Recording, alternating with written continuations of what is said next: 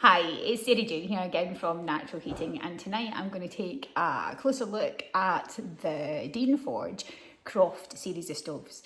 They do a junior, which is their small 5 kilowatt, a 5 kilowatt slimline, which is the white, and they also do an 8 kilowatt model. And these are handmade in the UK, and they are quite a small artisan company. They make a really solid and robust stove. They're a good brand, they always perform, they never give me any trouble. This stove is sold to go out a customer, and they've been kind enough to let me burn it before it goes for installation tomorrow. So we'll take a little look and do a wee video, will we? Righty-ho, so here we go. So first of all, we will take off the Made in Britain sticker. Made in England, that is, rather than Britain. This is Dean Forge's logo. And we've often had a few comments going, what's that? What's it meant to be? Well, it's a little man with his hammer and an anvil, just in case you don't know. All right. Now, this is a very traditional looking stove. It's quite a large stove for 5 kilowatt. It's wide and it's shallow. And on the back, it has a heat shield. Now, it still doesn't go close to combustibles. It gets really hot. It's a solid welded body with a cast door. But you can fit an additional heat shield to the back of these that takes it down to 150mm clearance on the back from combustible walling. This wall isn't combustible, but anyway, there we go. So you put another heat shield onto the back, and then from the secondary heat shield, you can go 150mm off the wall. So the Dean Forge stoves are traditionally styled and often chosen by people in more period type houses because they just look traditional, but they have all the functions, all the good functions of a modern stove. And these are all Eco 2022 approved. And yes, this stove is Defra approved for smokeless zones. Dean Forge have some really nice traditional options, such as optional different door handles. There's a really swirly, twisty one. They make all their stoves to order. I like keeping a few on the shelf so there's no wait and they're ready to go for local shop customers. Now, the top on this stove is what they call a rolled top. So it's like a little tiny mini canopy. Makes it really look more traditional styled. But they also do a profile top. So taking a closer look, this is the rolled top. And on the back, you can see the heat shield. Top and rear flue outlet, see? Interchangeable between the two. That's with data plate or data plate, which swings out with the information on it that's in there. So if you're going to close to combustibles, this stove here can go as close as 150mm to combustibles on the 5 kilowatt slimline, as long as you put an additional heat shield on the back, which means you'd have two. One here, then another one a little bit further back. And then from the secondary heat shield, you can go 150mm off a combustible wall. So that is your roll top. And my coffee, which isn't Starbucks, it's just in a Starbucks cup. Anyway, this is the larger 8 kilowatt model. Now, the 8 kilowatt model and the 5 kilowatt model, which we have over the other side, are exactly the same size in height and width. Different in depth. So the Croft in the 8 kilowatt is a couple of inches deeper from front to back than what the slimline is. Now, as I say, this is the rolled top with that nice rolled edge, very traditional looking. And this is a different model that they do. This one is Dartmoor 5 wide, which is in one of my other videos. But this is what they call a profile top. It's flat. It's just a totally flat, normal top. So it's the same cost on a Croft, whether you order a rolled top or a profile top. You just need to specify when you're ordering. Or like me, I keep a selection in stock anyway. So my Deans, as you've probably seen before, live way up high in the warehouse. So here's some of my Dean Forge stoves in stock. There you can see that's a slimline profile 5 up there, which is the one that we're just about to run, but with the flat top. And these ones that say 8 rolled are obviously the slightly bigger one with the rolled tops. Next to it, I've got Dartmoors. I do quite a lot of Dartmoors, and more up here. And there's lots of stuff in here. This is just part of my warehouse. And there's lots of stock and boxes and stuff. We'll do another look around the warehouse. Anyway, Deans are a bit different because when Deans actually pack and ship out their stoves, they lie them on their back so the glass is facing up the way. So I prefer to not stack them any higher and put them in shelves. So I'm fairly limited to what I can actually hold depending on shelf space, because there's not an awful lot of shelf space in here. My units are all full. Right, so what can I show you on the Croft Slimline series? Well, this bar type handle is really light. It's very light, very easy. Doesn't matter how bad your hands are. It's easy to lock. It's easy to use. It's an easy latch on the inside. And you can see I can do that with 2 fingers quite lightly. There's a lot of door handles we can't do that with. There needs a lot of pressure. Doesn't matter whether you've got arthritis or not, you'll manage that fine. It's a good long big handle so you can get a decent grip on it. You will need gloves. It does get hot. It's raining. We haven't had much rain in ages. Anyway, one of the weirder features in this stove is the air vent. There's 2 lots of air vents and it is a wood burner only. So there's these down here, which I'm going back to front because I'm not watching. They just slide open and shut. And then there is your air for your top air down the bottom. So these are your bottom air vents, to your primary to get it going. And then your secondary, which is your top air, is at the bottom. And it's a simple in and out push-pull control. And if you need to knock up your foot on the walk past, you can.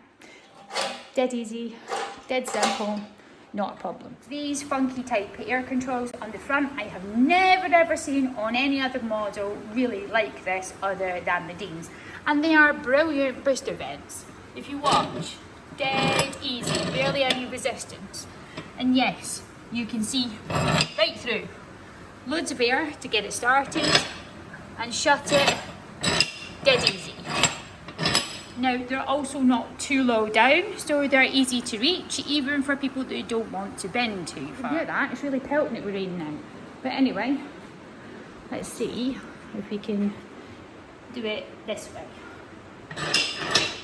See? Dead easy to control. And I'm not bending down. Not from my knees anyway. My knees are still straight. It's quite addictive to play with. The insides and show you what the insides do.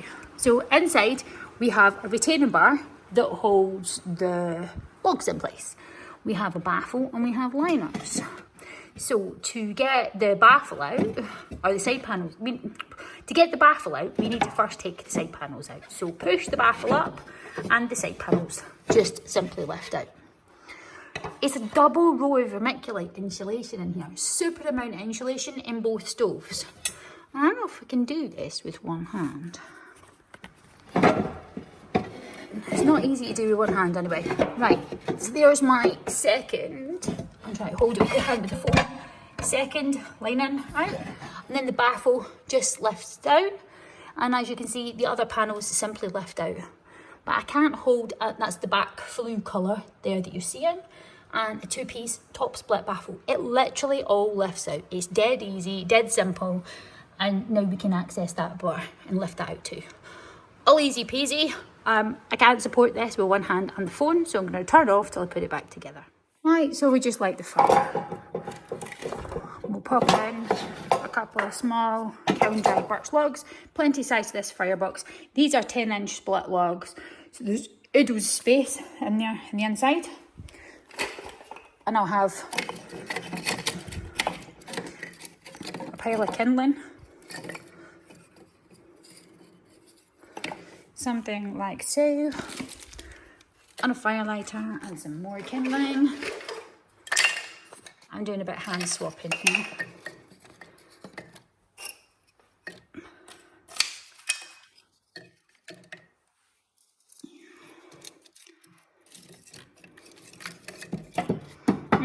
Nah, it doesn't need that one. Right, that'll do.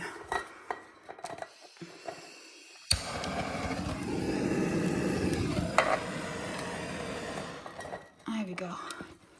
So Dane's baffles that are on the top are steel, and then they're lined with extra vermiculite on the inside for more heat deflection and extra reinforcing for protection.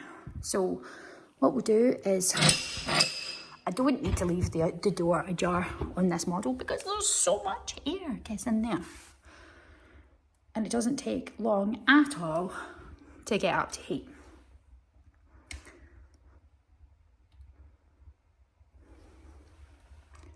So there you go, nice and bright. Will make no difference to my flame with the door open or with the door shut because there is so much good air intake through that bottom primary ear.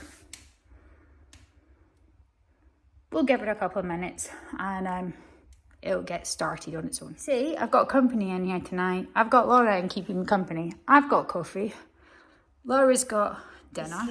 We've also got homemade cookies. There's usually homemade cookies or cake in the shop, look. And today we have cornflake, coconut and oat cookies, and they're really good. And Laura's got couscous for dinner and coffee. We've both got good coffee, strong coffee, wired and powered by coffee. Yeah. Caffeine, more caffeine, keep it coming. Right. As you can see, my kindling fire's taken already and it's blaring away nicely. It's like a fire-breathing dragon, this one. Well, of course it is. Look at the airspace it's got at the bottom. There's loads of air intake through that bottom primary air intake. Dead easy. So, oh, I hadn't noticed my secondary air at the back wasn't even open, it was shut. That's how much power there is through this bottom air. There's tons of it. That fire's going to take no problem at all.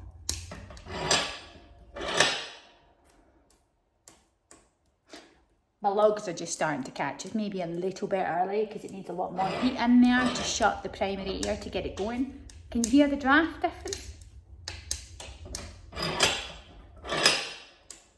I can hear it, majorly so. Makes a big difference.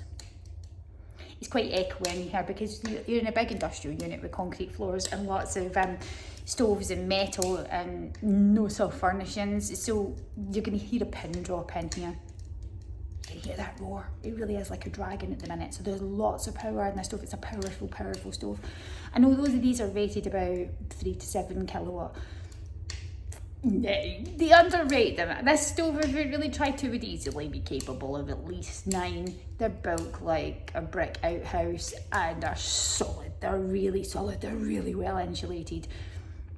Good British engineering. You'll never be disappointed. The reflection of my fire flicking in my face. That's the glow of the fire. It's so bright. So these bottom air vents really do create a fire on steroids.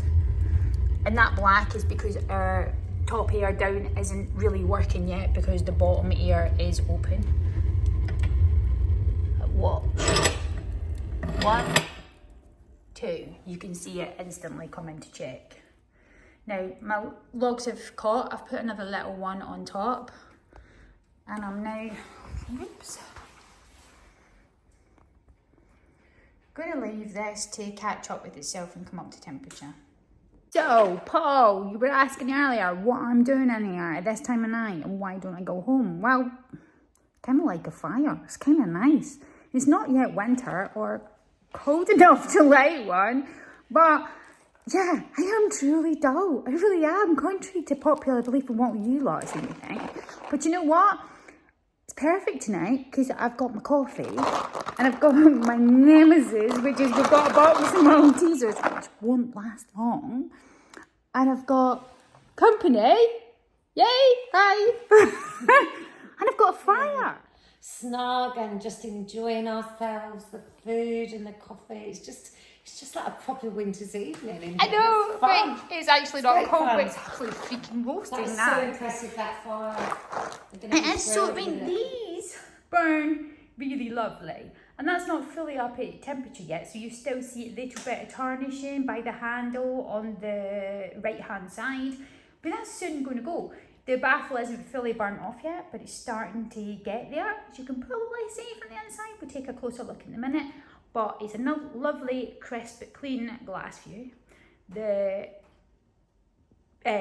secondary air is still fully open because I'm still getting up to temperature. We're not going to turn that down yet until I've given the flue a good boost and starting to get it going. But isn't it pretty? And if you've got a really traditional cottage or inglenook fireplace opening, the 5 wide gives you such a fabulous fire. So as you can see, for a big fireplace opening, it's a nice wide fire vision. It pulls dead easy. You'll have no problem in this whether you're in a short chimney or a long chimney. There's loads of clearance at the baffle at the front. There's a good air gap, but it is so stupidly well insulated. There's tons of insulation in there. That insulation on the sides is 2 inches thick, and there's 2, kind of nearly 3 layers of insulation in the top part of the firebox. Stupidly well insulated, good heat throw. Want to see what it does? Let's turn it down. So we're not actually that well heated up yet, because if you look at the fire at the top right hand side of the firebox, where I first started it, you can see that that part of the baffle has cleared and that the carbon has burnt off. On the right side, did I say the left side? On the right side, you'll see that the carbon has burnt off, and there's still quite a bit in the middle because it's not quite there yet, but it's heading in the right direction, and the glass is cleaning down nicely. And here's my air control. And I can't reach it to video at the same time, so we'll use my fruit and shut in. Really good control, and it comes into check really quickly. Nice dancing flame. It takes a good 10 seconds or so to burn the oxygen off in a firebox, because there's a lot of air in there because it's a big stove. But you can see the air injectors doing their stuff in at the back and burning off the gases, and it's a nice bright crisp flame, and you can't see any sootiness or anything in the flame. And it's only about 15 minutes since we lit this. It's got quite a way to go before it's up to full temperature. We'll open. It's a really traditional country cottage type fire. It's not something you want to put in a modern property, but if you've got something, an old farmhouse or a Victorian or period type house, it's like something you'd look at and it just jumps straight out of the Period Ideas magazine, doesn't it? Depends. There's a big shortage in really traditional looking fires now, because there was so much. Cast iron used to be so popular, and it's not as popular as it was because cast iron works like a storage heater. It takes a long time to heat up and a long time to cool down, and that's the beauty of cast iron. But these days, people come home from their work and they want to light their fire, and they want to start experiencing heat in 10 to 15 minutes and not wait 45 on the stove heating up before you feel anything to the room. And the good thing about a steel stove and all the insulation in a modern stove is the heat projection into the room is insanely good. Whereas cast iron, yes, it holds the heat a lot longer, but it does put a lot of heat out into walls and its surrounding area. And if you want a long, low, slow burn, they're great. But if you want a fast heat up and you're out working during the day, steel is popular. It's just more popular for us now in the shop. But then again, there's still a place for really traditional looking stoves like this. Stove is the sort of thing that you can light and burn all day.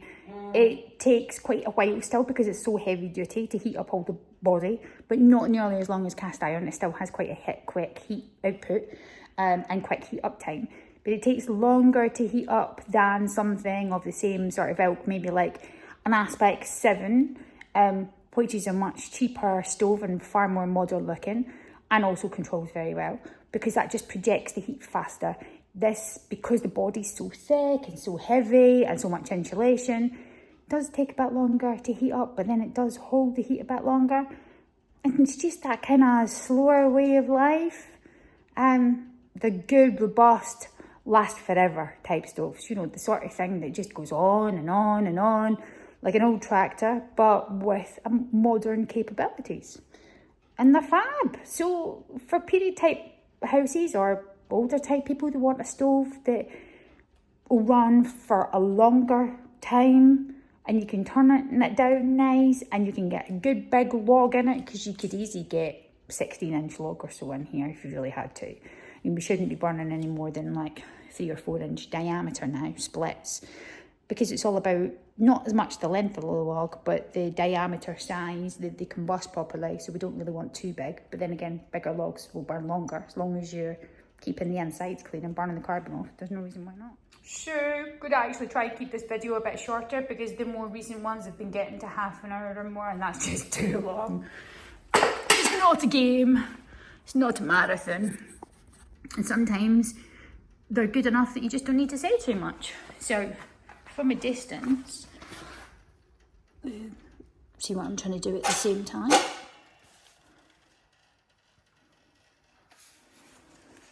There you go. Nicely comes into check. And a good fire view. Now, this isn't even fully up to temperature, but here's what the handle does. Well, it is getting hot, but I've got hands that can hold quite a lot of heat. That is how easy that handle is. And it is hot. A lot of people couldn't hold this now. I don't think I could hold it, but I'm only using fingertip pressure at the very end of the handle. But it really is fingertip type pressure. Door handles are a complete doddle.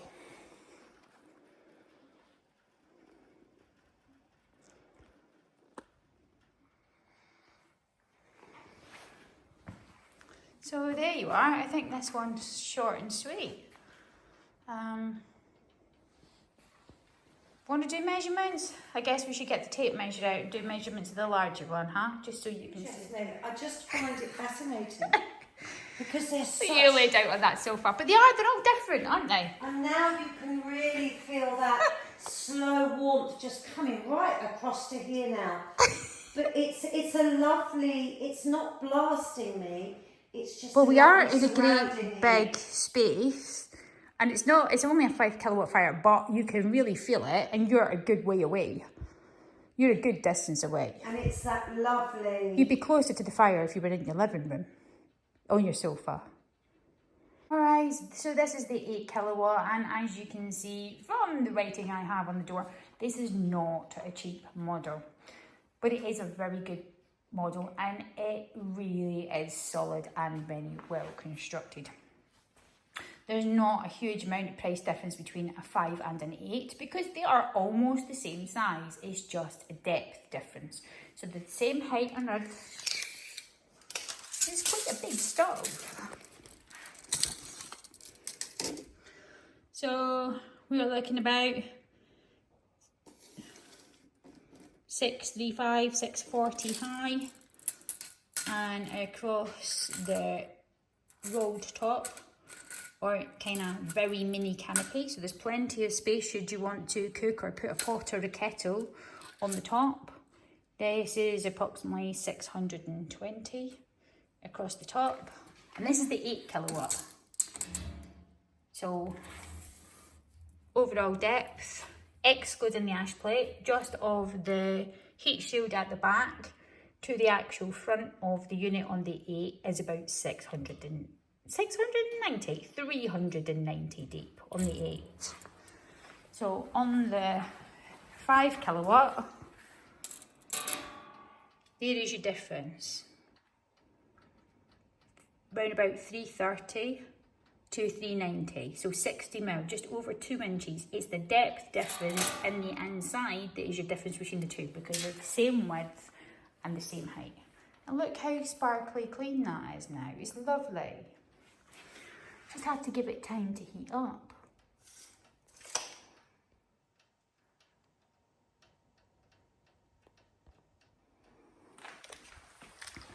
So the 8 has a much bigger firebox, and it really is vast in here.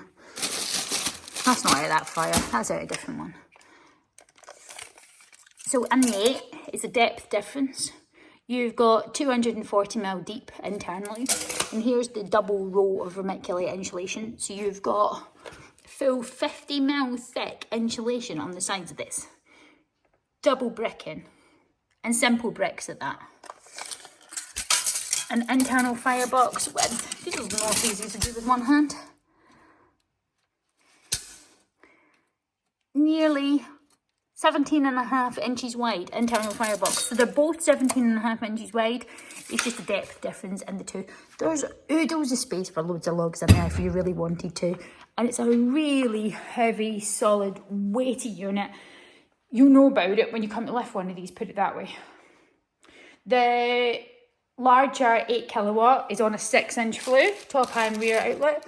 And the 5 Slimline has a 5-inch diameter flue outlet. But it has a bigger heat output than you may expect. And it's pretty. Right, so what I haven't done yet actually is showed you what happens when we open the door. And I nearly forgot about that. So this will need to go in before the end. So as usual, my videos are a bit back to front. Right, there we go. I'm just swapping hands so I can put a glove on my right hand. It's all back to front for me because I'm left-handed, so personally I prefer a door handle on the other side because I need my mobile phone in my right hand. Right, so I'll open the air vents. Yeah, actually let's do it this way.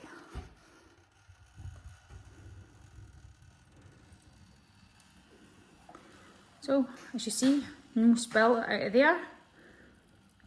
Burning fine with the door open. Nice and clean.